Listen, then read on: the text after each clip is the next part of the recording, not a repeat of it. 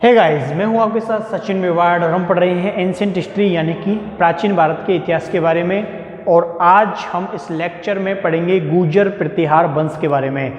एक बहुत ही महत्वपूर्ण टॉपिक है आपके एंशिएंट हिस्ट्री में। गुर्जर प्रतिहार वंश राजपूत राजवंश के अंतर्गत ये टॉपिक आते हैं। राजपूत राजवंश 7 से 12वीं शताब्दी के काल वंश को राजपूत राजवंश के अंतर्गत जाना जाता है, जिसमें गुर्जर प्रतिहार, चौहान, पाल वंश, ये सारे के सारे वंश, इनको हम क्या करते हैं, अध्ययन करते हैं। ठीक है, तो आज हम गुर्जर प्रतिहार वंश को पढ़ेंगे। बहुत ही अच्छा टॉपिक है, एग्जामों में अक्सर करके यहाँ से क्वेश्चन पूछे जाते हैं, तो आज हम इसमें इसको क्लियर करने का प्रयास करेंगे। तो देखिए, गुर्जर प्रतिहार, गुर्जर प्रतिहार लिखिए।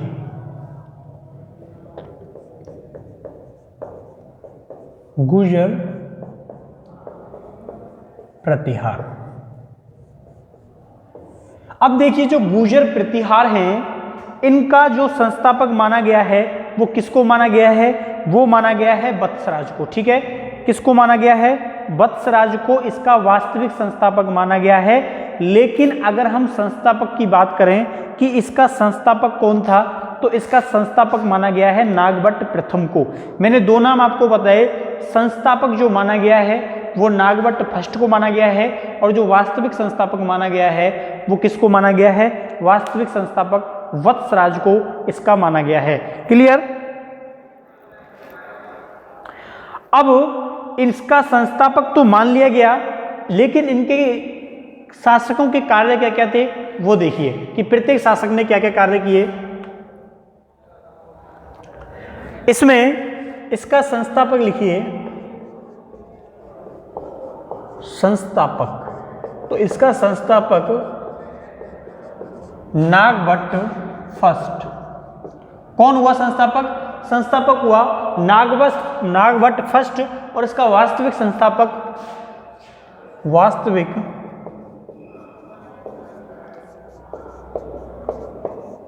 संस्थापक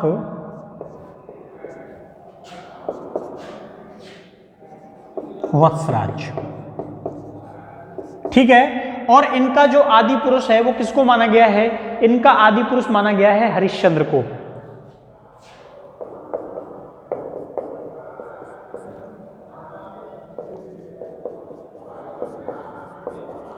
आदि पुरुष किसको माना गया है? तो आदि पुरुष माना गया है हरिश्चंद्र को। अब देखिए, ये मैंने 3 फैक्ट आपके सामने लिखाए हैं कि गुर्जर प्रतिहार जो है इसका संस्थापक नागभट्ट फर्स्ट को माना गया है, वास्तविक संस्थापक जो है वो वत्सराज को माना गया है, इसका जो आदि पुरुष है वो हरिश्चंद्र को माना गया है। अब बात आती है गुर्जर प्रतिहारों की उत्पत्ति के संबंध में, क्योंकि इनकी जो प्रारंभिक राजधानी मानी गई थी वो भीनमाल मानी गई थी, और उसके बाद इनकी राजधानी जो है वो कहाँ बना ली जाती है? कन्नौज में बना ली जाती है। तो ये भी आपको लिखना पड़ेगा। प्रारंभ में इनकी राजधानी, प्रारंभ में इनकी राजधानी भीनमाल थी, तथा बाद में कन्नौज को अपनी राजधानी बनाया जाता है।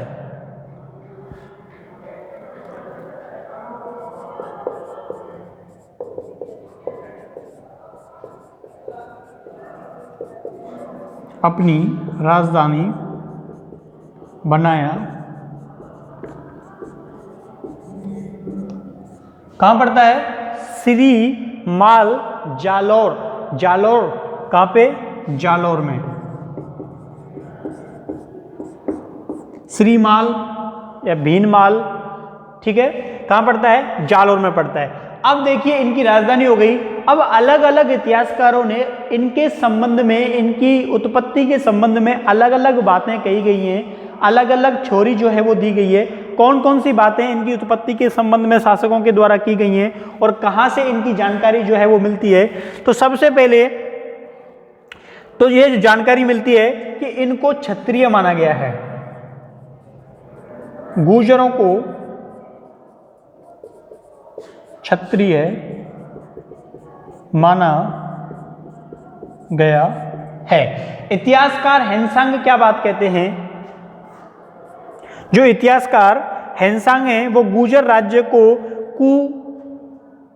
गुर्जर राज्य को क्या कहते हैं, वो कहते हैं कुचेलो।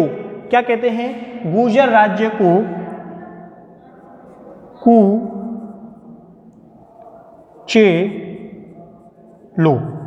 ठीक है, गुर्जर राज्य को हेनसांग कुचेलो लिख लेना भले ही, हेनसांग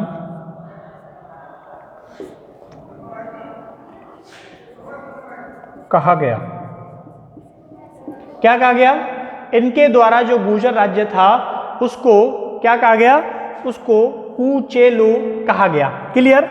अब इन्होंने ये बात बोल दी तो इन्होंने इनकी जो राजधानी थी भीनमाल, इसको ये पीलोमोलो कहते थे। इनकी जो राजधानी थी भीनमाल, इसके लिए किस शब्द का इस्तेमाल किया गया,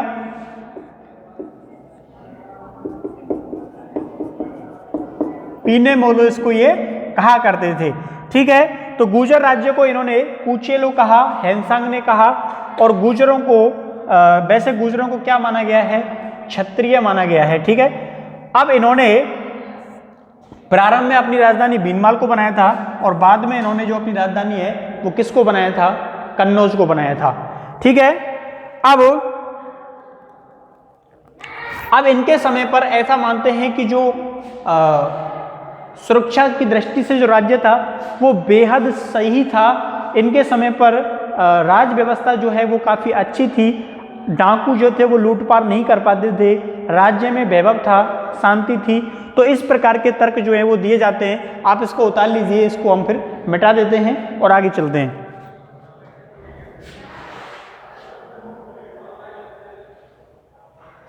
देखिए, तो संस्थापक को नागभट्ट फर्स्ट, वास्तविक संस्थापक वत्सराज, आदि पुरुष हरिश्चंद्र। पहले इनकी प्रारंभिक राजधानी भीनमाल थी, बाद में क्या हो जाती है, कन्नौज हो जाती है, और गुर्जरों को क्षत्रिय माना गया है। गुर्जर कुचेलो यानी कि हेनसांग ने गुर्जर राज्य को केचोलो कह के क्या किया है, संबोधित किया गया है। अब देखिए, जो गुर्जरों का जो उल्लेख मिलता है वो सर्वप्रथम कहाँ मिलता है, कहाँ इसकी जानकारी मिलती है, तो ऐहोल अभिलेख में क्या मिलती है, जानकारी मिलती है। लिखिए, गुर्जरों की जानकारी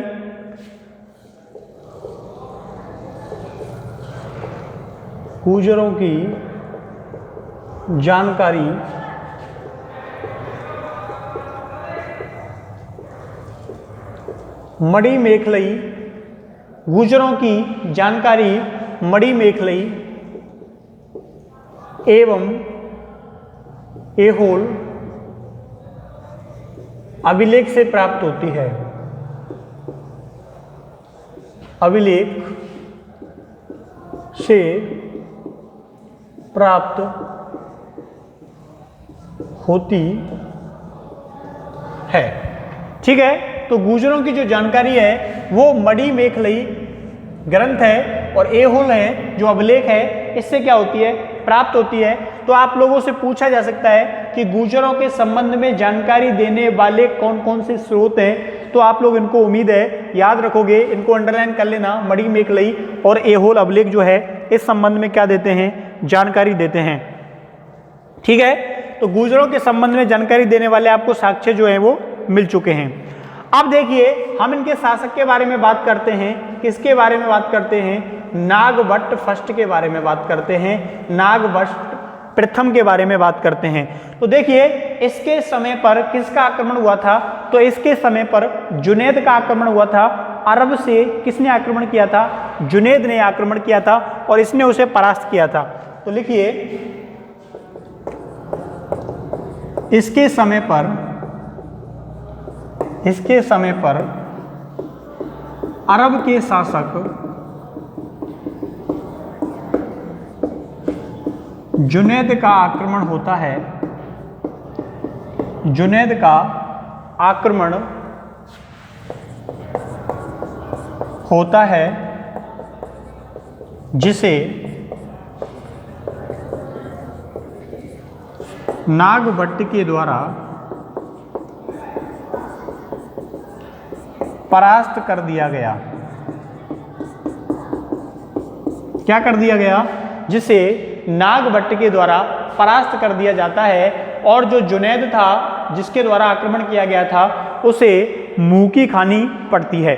ठीक है, तो नागभट्ट फर्स्ट के समय का आक्रमण आपको याद हो गया ना कि इसके समय क्या होता है, आक्रमण होता है, और इसने जुनैद को क्या किया था? परास्त किया था। ये एक अच्छा पॉइंट है, इसे आप याद रखना। ग्वालियर अभिलेख में, किसमें? ग्वालियर अभिलेख, ग्वालियर अभिलेख में इसे मलेच्छों का विनाशक कहा गया है। ठीक है, क्या कहा गया है? मलेच्छों का विनाशक। ग्वालियर अभिलेख में इसे मलेच्छों का विनाशक कहा गया है। तो ग्वालियर अभिलेख जो है वो गुर्जर प्रतिहारों के बारे में क्या देता है? जानकारी देता है। ठीक है, याद रखोगे ना आप लोग कि ग्वालियर अभिलेख इस संबंध में जानकारी देता है कि इसको मलेच्छों का क्या कहा गया है? विनाशक कहा गया है। ठीक है, लिख लिया नागभट्ट फर्स्ट। अब देखिए, नागभट्ट फर्स्ट जो है ये इनका प्रथम राजा होता है, ये आपको पता चल गया। अब देखिए, हम बात करते हैं वत्सराज के बारे में। किसके बारे में बात करते हैं? वत्सराज के बारे में बात करते हैं। और मैंने आपको बताया था कि वत्सराज जो है इसको इनका क्या माना जाता है? वास्तविक संस्थापक माना जाता है। गुर्जर प्रतिहार वंश का वास्तविक संस्थापक किसको माना गया? वत्सराज को माना गया। वत्सराज, इसको गुर्जर प्रतिहार वंश का वास्तविक संस्थापक माना जाता है। ठीक है, तो वत्सराज को यानी कि इसको गुर्जर प्रतिहार वंश का वास्तविक संस्थापक माना जाता है। क्लियर? अब देखिए, जब इसको वास्तविक संस्थापक माना गया तो निश्चित ही इसके द्वारा कुछ बड़े काम किए गए होंगे। इनकी जो सत्ता है उसको स्थायित्व दिया होगा, उसकी जड़ों को इसके द्वारा मजबूत किया गया होगा, इसीलिए इसको ये जो टाइटल है वो क्या किया गया? प्रदान किया गया। और इसके समय एक महत्वपूर्ण चीज जो है वो घटित होती है। क्या घटित होती है? इसके समय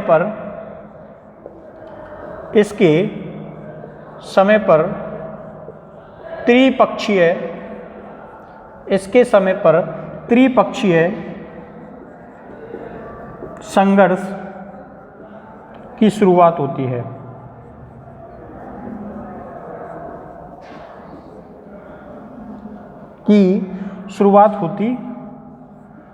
तो प्रतिहारों, राष्ट्रकूटों और चालुक्यों के मध्य में जो संघर्ष हुआ वो किस नाम से जाना गया? वो त्रिपक्षीय संघर्ष के नाम से जाना गया। और वो घटना इसी के शासनकाल में क्या होती है? शुरू होती है। ठीक है, तो वत्सराज इसके समय पर क्या होता है? इसके समय पर त्रिपक्षीय जो संघर्ष था उसकी क्या होती है? शुरुआत होती है। ठीक है, अब इसके समय जब इस चीज की शुरुआत हुई तो राष्ट्रकूट शासक जो है,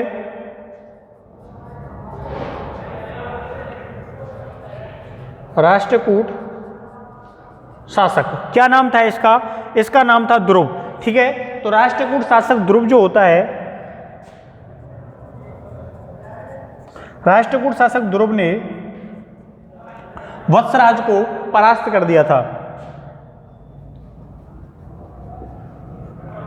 वत्सराज को युद्ध में परास्त कर दिया था।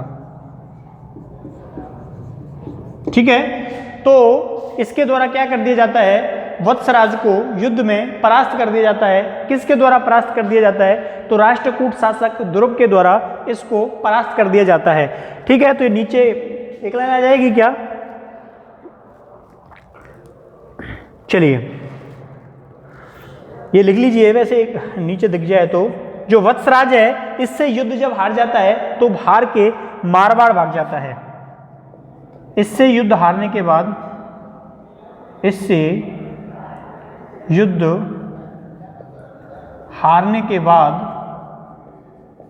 इससे युद्ध हारने के बाद वत्सराज मारवाड़ के क्षेत्रों में भाग जाता है। मारवाड़ के क्षेत्रों में भाग जाता है। अगर नहीं दिख रहा हो तो मैंने बोला है। ठीक है, तो इससे युद्ध हारने के बाद जो वत्सराज होता है वो मारवाड़ के क्षेत्रों में भाग जाता है। जल्दी से इसके स्क्रीनशॉट लीजिए, इसके बाद हम इसको मिटाते हैं।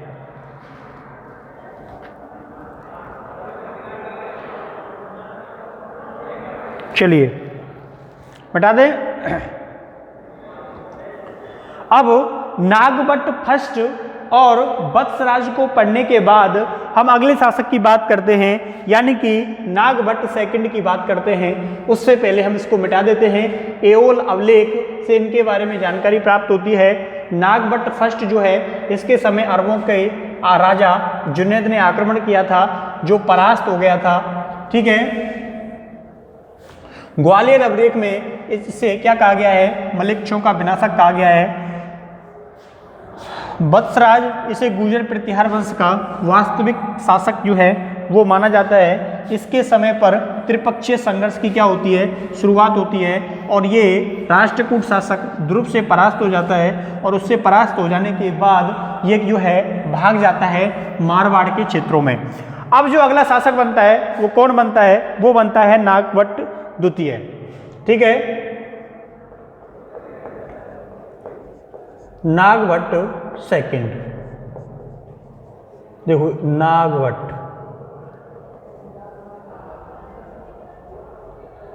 नागभट्ट सेकंड।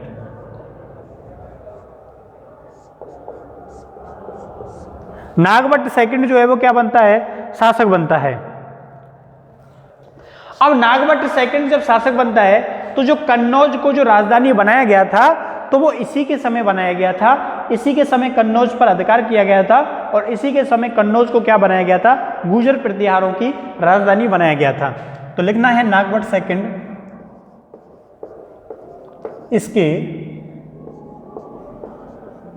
समय पर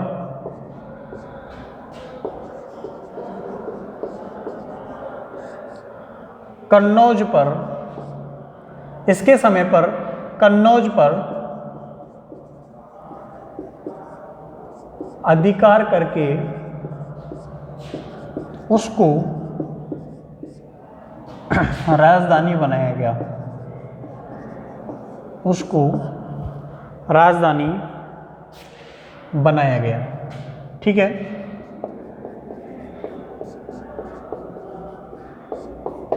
उसको क्या बनाया जाता है, उसको राजधानी बनाया जाता है। और जब इसको राजधानी बना लिया गया तो इसने चौहानों को क्या बनाया, अपना सामंत बनाया। इसने चौहानों को अपना सामंत बनाया। ठीक है, याद रखोगे ना कि गुर्जर प्रतिहारों के सामंत हुआ करते थे कौन, चौहान। तो चौहानों को क्या बनाया, अपना सामंत जो है वो नागभट्ट सेकंड के समय पर बना लिया जाता है। एक महत्वपूर्ण ये चीज है कि चौहान जो है वो गुर्जर प्रतिहारों के क्या रहे, सामंत रहे। तो ये भी क्वेश्चन अच्छा है कि किसके समय पर कन्नौज को इनके द्वारा अपनी राजधानी जो है वो बनाया गया था। तो ये भी नागभट्ट सेकंड के समय पर ये महत्वपूर्ण घटना हुई थी कि इनकी राजधानी कन्नौज को बनाया गया था, और इनके समय पर जो चौहान हैं वो क्या बन जाते हैं, इनके सामंत बन जाते हैं।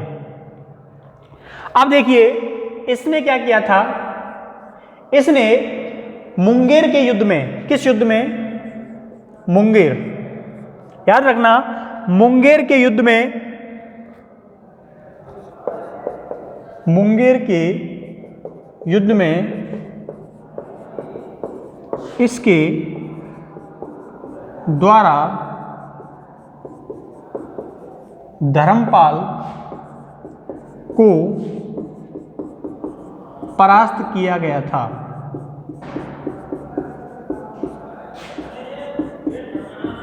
याद रखोगे ना कि किसको परास्त किया गया था? तो मुंगेर के युद्ध में इसके द्वारा धर्मपाल को परास्त किया गया। किसको परास्त किया गया? मुंगेर के युद्ध में धर्मपाल को परास्त किया गया। ठीक है, क्लियर?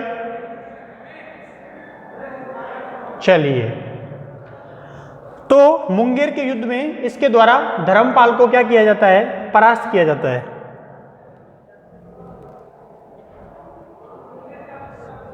अब देखिए, इसने धर्मपाल को तो परास्त कर दिया, लेकिन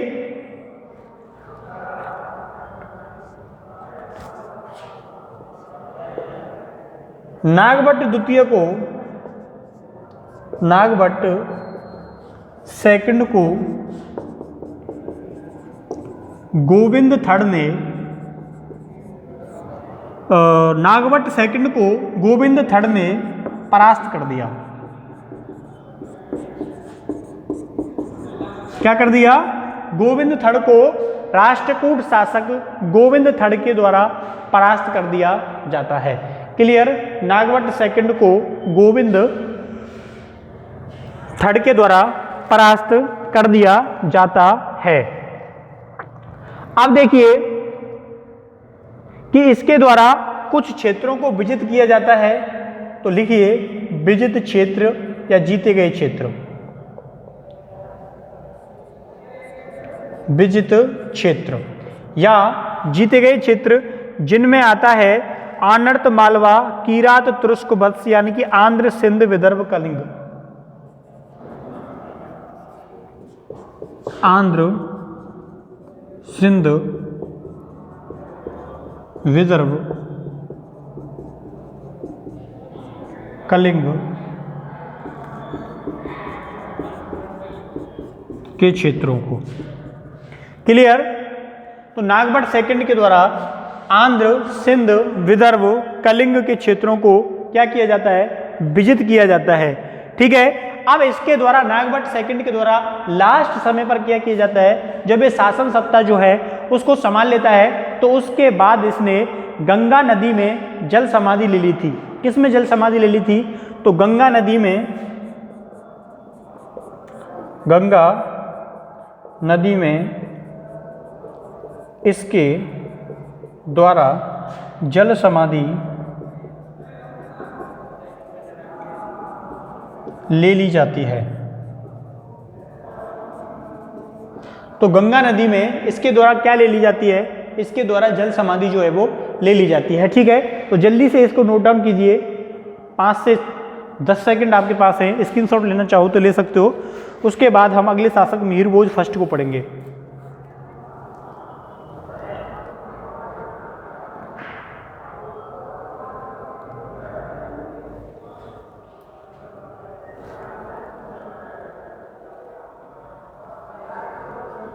तो नागभट्ट फर्स्ट, इसके समय पर कन्नौज को क्या बनाया गया?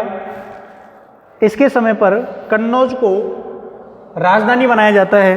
ठीक है, चौहानों को अपना सामंत बनाया गया और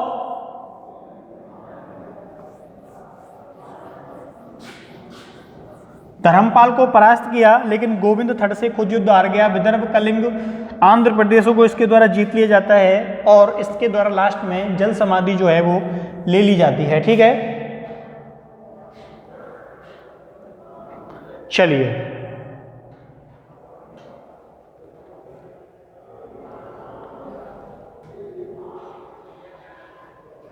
अब देखिए, हम अगले शासक के बारे में बात करते हैं, यानी कि मिहिर भोज के बारे में बात करते हैं। किसके बारे में बात करते हैं? मिहिर भोज। मिहिर भोज। अब ये जो मिहिर भोज था इसका 836 से लेके 883 तक शासन चलता है। 836 से 883 ईस्वी तक, ठीक है। 836 से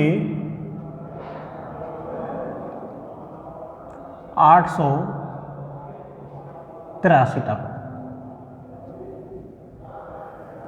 836 से लेके 883 तक मिहिर भोज के द्वारा शासन किया जाता है और मिहिर भोज के द्वारा कुछ उपाधियां धारण की गई थी।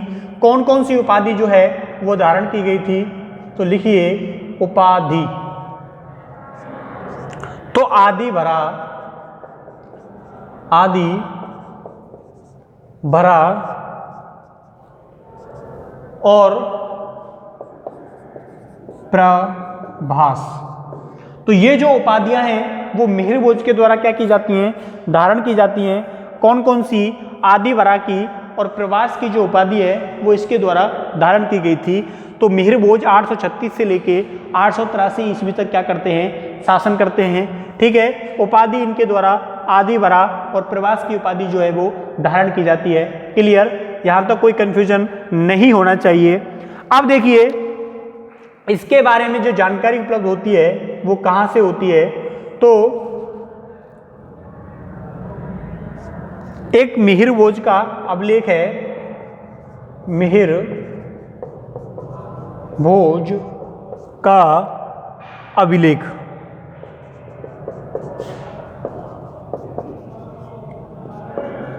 मिहिर भोज का जो अभिलेख है वो क्या जानकारी देता है,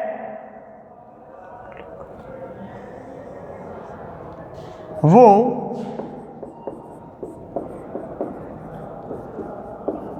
मिहिर भोज के संबंध में जानकारी उपलब्ध कराता है। तो याद रखना है मिहिर भोज के जो अभिलेख है उसमें भरा ताम्रपत्र मिहिर भोज की जानकारी देता है, मिहिर भोज की जानकारी देता है, ठीक है। क्या देता है, मिहिर भोज की जानकारी देता है। इसके अलावा दौलतपुर का अभिलेख, इसके अलावा दौलतपुर का अभिलेख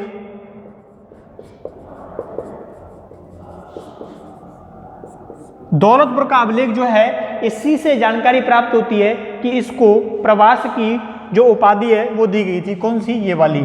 तो दौलतपुर का अभिलेख इससे पता चलता है, इससे पता चलता है कि प्रवास की उपाधि,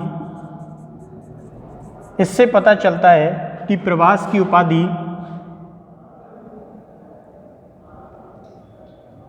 धारण की, ठीक है। तो प्रवास की उपाधि के संबंध में दौलतपुर का अभिलेख जो है वो क्या देता है, जानकारी देता है। और कौन सा जानकारी देता है, ग्वालियर का अभिलेख, ग्वालियर का अभिलेख। ग्वालियर का अभिलेख जो है वो प्रतिहारों की, ये अभिलेख, ये अभिलेख प्रतिहारों की उपलब्धियों, प्रतिहारों की उपलब्धियों एवं वंशावली का वर्णन करता है, वंशावली का वर्णन करता है, ठीक है। तो ग्वालियर का अभिलेख जो है वो किससे रिलेटेड है, गुर्जर प्रतिहारों से रिलेटेड है। और ये किस संबंध में जानकारी देता है, ये जानकारी देता है कि इनकी वंशावली और इनकी उपलब्धियों के संबंध में ये जो ग्वालियर का अभिलेख है ये क्या देता है, जानकारी देता है, ठीक है। अब देखिए इसने जो सिक्के चलाए थे, इसके जो सिक्के चलाए थे उन पर बराह सिरोधारी मनुष्याकृति मिलती है, बड़ा शिरोधारी मनुष्याकृति मिलती है, मनुष्याकृति मिलती है। ठीक है, तो बड़ा शिरोधारी मनुष्याकृति जो है वो प्राप्त होती है, वो मिलती है। इससे किस बात का उल्लेख मिलता है? उससे इस बात का उल्लेख मिलता है कि ये स्वयं को विष्णु का अवतार मानता था। बड़ा शिरोधारी मनुष्य आकृति इसके सिक्कों से प्राप्त होती है, इसके सिक्कों से प्राप्त होती है। इसने स्वयं को भगवान विष्णु का अवतार माना। इसने स्वयं को भगवान विष्णु का अवतार माना। ठीक है, क्या माना? भगवान विष्णु का अवतार माना। तो बड़ा शिरोधारी मनुष्याकृति इसके सिक्कों से प्राप्त होती है, जिससे यह प्रतीत होता है कि ये स्वयं को क्या मानता था? स्वयं को भगवान विष्णु का अवतार मानता था। एक लाइन और आ जाएगी नीचे, लिख लीजिए।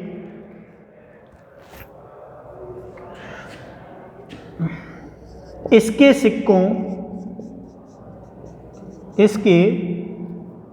सिक्कों पर सूर्य चक्र, इसके सिक्कों पर सूर्य चक्र मिलता है, जिससे इसके चक्रवर्ती सम्राट होने की जानकारी मिलती है,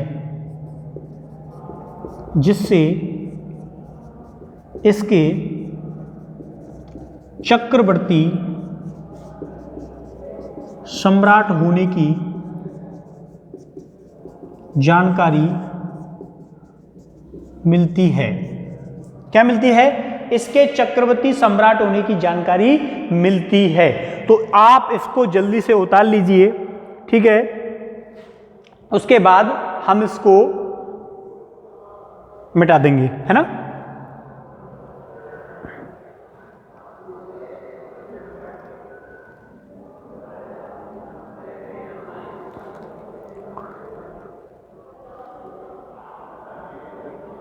चलिए,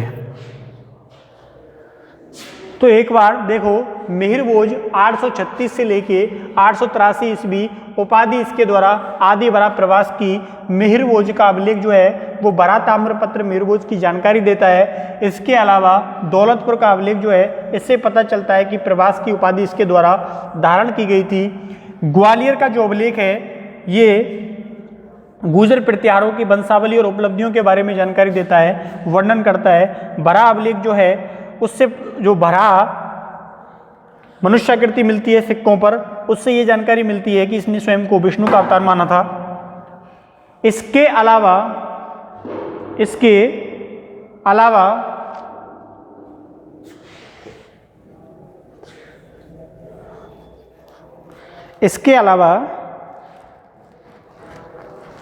सूर्य चक्र की जो जानकारी मिलती है वो इस संदर्भ में जानकारी देती है। ठीक है, ये जो वायर होता है ना, वायर, ये क्या होता है? पैरों में नीचे गिर जाता है, पैरों में लिपटता है, और ये जो लिपटता है तो ये पूरे मोबाइल को अपनी ओर खींच लेता है। ठीक है, तो इसलिए इसकी सेफ्टी रखना बहुत ज़्यादा जरूरी होती है। इसलिए मैं अपने पैरों को बहुत बचा के रखता हूँ, लेकिन फिर भी ये जो वायर होता है वो पैरों में उलझ जाता है। ठीक है, अब देखिए गुर्जर प्रतिहार।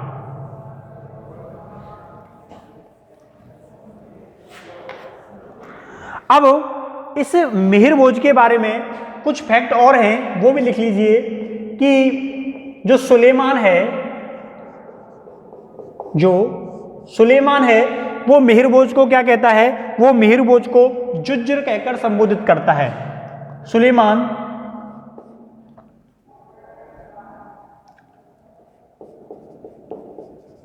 मिहिरभोज को जुज्र कहकर संबोधित करता है। ठीक है, सुलेमान ने यह भी बात कही थी कि सुलेमान जो मिहिरभोज है वो अरब के राजा को सबसे बड़ा शासक मानता है, लेकिन ये जो थ्योरी थी इसकी वो गलत थी। ठीक है, ये भी थ्योरी क्या थी इसकी, गलत थी। इसके अलावा जो मिहिर भोज है इसने नर्मदा नदी के तट पर राष्ट्रकूट शासक जो था, क्या नाम था उसका नाम था कृष्ण सेकंड। कृष्ण सेकंड, ठीक है। कृष्ण सेकंड कौन था, तो राष्ट्रकूट शासक था। राष्ट्रकूट शासक था, तो इसको नर्मदा नदी के तट पर परास्त किया था। नर्मदा नदी के तट पर इसको परास्त किया जाता है। किसके द्वारा परास्त किया जाता है, मिहिर भोज के द्वारा परास्त किया जाता है। और लास्ट में ये क्या करता है, राजपाट त्याग देता है और तीर्थ यात्रा को चला जाता है। ठीक है, ये जानकारी कहां से मिलती है, स्कंद पुराण के अनुसार इसने तीर्थ यात्रा के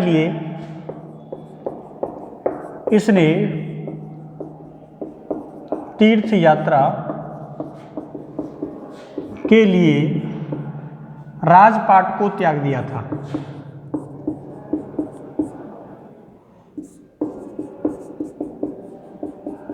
राजपाट को त्याग दिया था।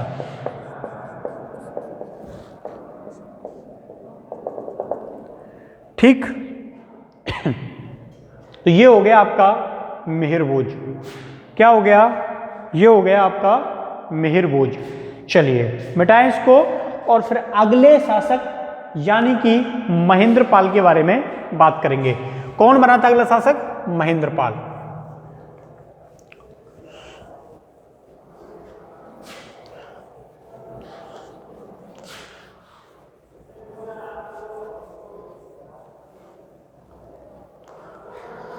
तो देखिए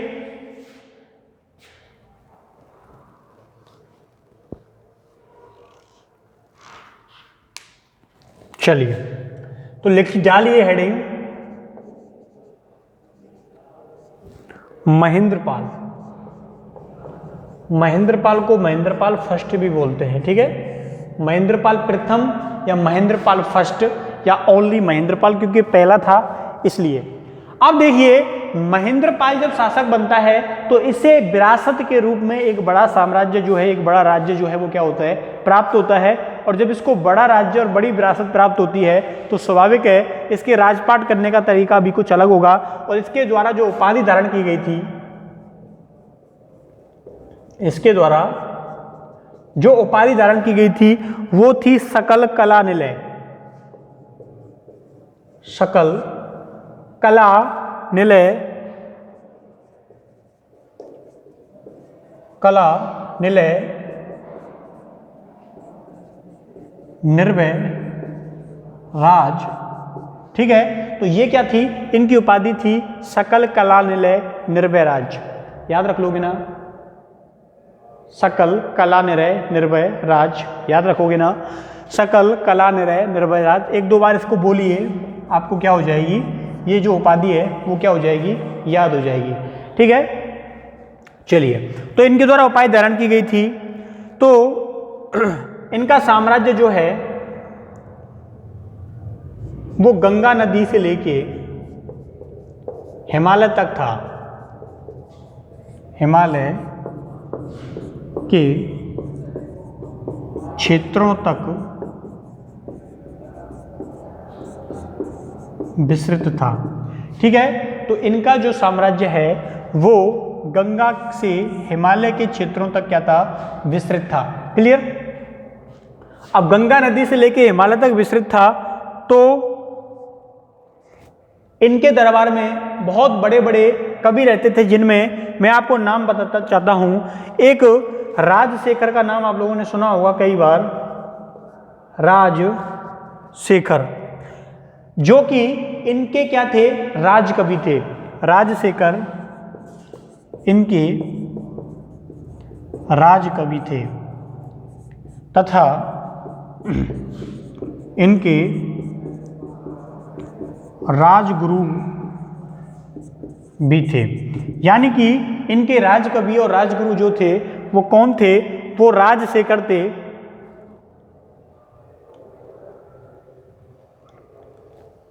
और राजशेखर के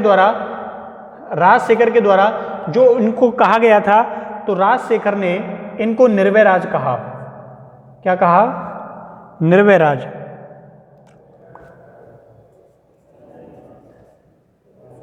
निर्भय राज रघु तिलक का नाम दिया। ठीक है, क्या नाम दिया था? इन्होंने इसको निर्भय राज और रघु तिलक का क्या दिया था? नाम दिया था।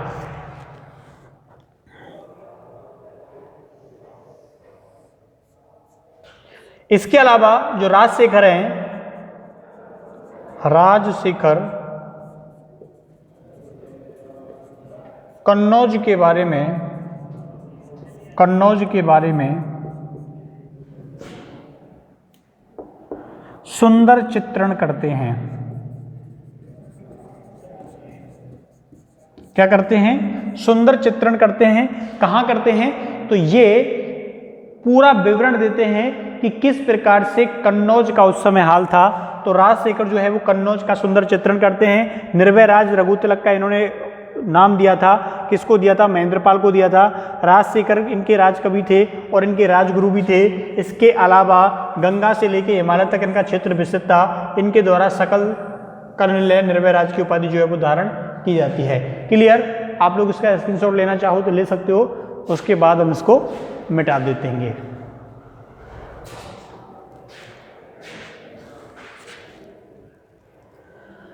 तो महेंद्रपाल फर्स्ट उपाधि सकल कलालय निर्भय राज, गंगा से हिमालय के क्षेत्र तक विस्तृत था। राजशेखर इनके राजकवि रहे।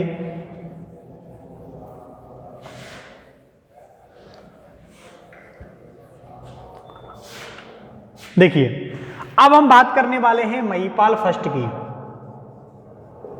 महिपाल फर्स्ट या महिपाल प्रथम। अब इनको क्या क्या कहा जाता है? इनको क्या क्या कहा जाता है? तो इनको आर्यव्रत का महाराजाधिराज कहा जाता है। आर्यव्रत का महाराजा धीराज। ठीक है, क्या कहा जाता है इनको? इनको आर्यव्रत का महाराजा धीराज कहा जाता है। इसके अलावा इनको रघुवंश मुक्तामणि भी कहा जाता है। रघुवंश मुक्तामणि के नाम से भी इनको क्या है? जाना जाता है। और जो राजशेखर थे वो इनके भी क्या थे? राज कवि रहे। ठीक है, इनके भी क्या रहे? राज कवि रहे। तो लिख लेना, राजशेखर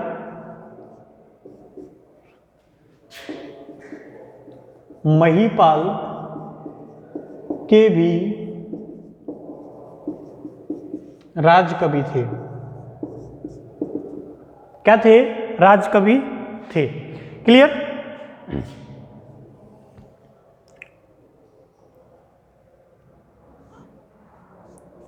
अब देखिए, इनके काल में 915 ईस्वी में, इनके काल में 915 ईस्वी में जो अल मसूदी था वो कहाँ आया था? भारत आया था। अल मसूदी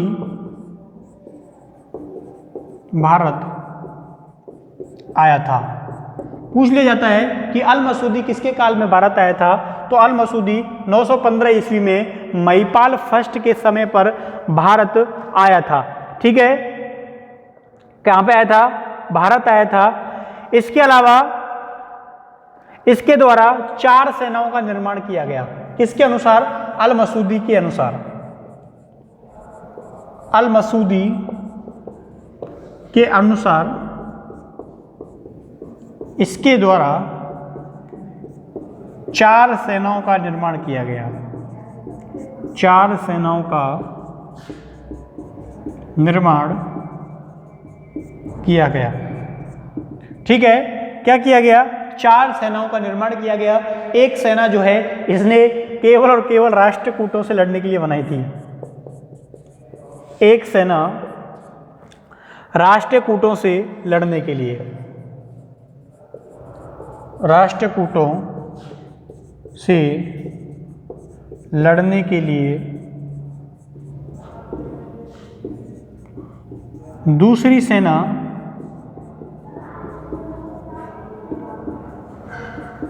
मुसलमानों से लड़ने के लिए। ठीक है, तो इसके द्वारा 4 जो सेनाएं हैं उनका क्या किया जाता है, निर्माण किया जाता है।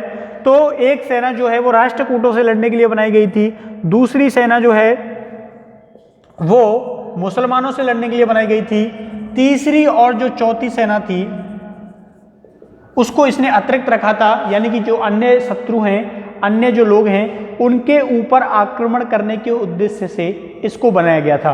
तो समझ में आई ये बात? कौन कहता है? ये अल-मसूदी कहता है कि इसने 4 सेनाओं का निर्माण किया था, 4 भागों में अपनी सेना को डिवाइड किया था, जिसमें से एक जो सेना है वो केवल और केवल राष्ट्रकूटों से के जो आक्रमण है उनका सामना करेगी, दूसरी सेना जो है वो मुसलमानों के जो आक्रमण है उनका सामना करेगी, तीसरी सेना जो है वो अन्य शत्रुओं का क्या करेगी, सामना करेगी। क्लियर? चलिए, तो ये पॉइंट आप अंडरलाइन कर लेना कि 4 सेनाओं का क्या किया गया, निर्माण किया गया, जिसमें से एक राष्ट्रकूटों से लड़ने के लिए और दूसरी जो है वो मुसलमानों से लड़ने के लिए क्या की गई थी, तैयार की गई थी। ठीक, अब ये सब कुछ हो जाता है तो ये सेनाएं क्या होती हैं, अपने कार्यों में सफल होती हैं। इसके बाद कुछ छोटे छोटे शासक और हुए थे, मैं नीचे लिख देता हूं, जैसे महेंद्रपाल द्वितीय, इसके बाद महेंद्रपाल सेकंड, उसके बाद विजयपाल, इसके बाद जो शासक बना वो विजयपाल बनता है। ठीक है, मैं इनके नाम ऐसे क्यों दिखा रहा हूं, क्योंकि इनके कुछ ऐसे ही कारनामे रहे थे, क्योंकि इतना फेमस, इतने उत्कृष्ट ये नहीं रहे। तो इसके बाद राज्यपाल त्रिलोचनपाल जैसे शासक होते हैं। ठीक है, इसके बाद महेंद्रपाल के बाद महेंद्रपाल सेकंड, उसके बाद विजयपाल, विजयपाल के बाद राज्यपाल और राज्यपाल के बाद त्रिलोचनपाल क्या बनते हैं, शासक बनते हैं। और राजपाल जो शासक बना था, ये जो राज्यपाल बना था, इसके समय पर किसका आक्रमण हुआ था, इसके समय पर महमूद गजनबी का जो है आक्रमण हुआ था। और महमूद गजनबी के आक्रमण से इनको, कन्नौज पर आक्रमण हुआ था, उससे इनको बड़ी हानि उठानी पड़ी थी। और राजपाल को पराजित कर दिया था चंदेल शासक विद्याधर ने। ठीक है, चंदेल शासक विद्याधर के द्वारा इसको परास्त कर दिया जाता है। और यशपाल जो होता है, कौन, यशपाल अंतिम शासक होता है, अंतिम शासक होता है। और इस यशपाल से जो राष्ट्रकूट थे उन्होंने सत्ता को छीन लिया था। ठीक है, तो ये आपका आज का टॉपिक है, जिसमें हमने गुर्जर प्रतिहार वंश को क्लियर किया है। जितने भी फैक्ट थे एग्जाम के पॉइंट ऑफ व्यू से जो आ सकते थे उनको कवर करने का प्रयास किया है। तो उम्मीद है ये जो लेक्चर है आपकी जो भी आपके सवाल होंगे उनको इसने पूरा किया हो। तो मिलते हैं कल यानी कि नेक्स्ट वीडियो में, तब तक के लिए थैंक यू, धन्यवाद, बाय बाय। अगर आपको कोई भी डाउट है तो आप कमेंट्स करके बता सकते हैं। ठीक है, और इसको लाइक करना, सब्सक्राइब करना बिल्कुल मत भूलना। Bye bye.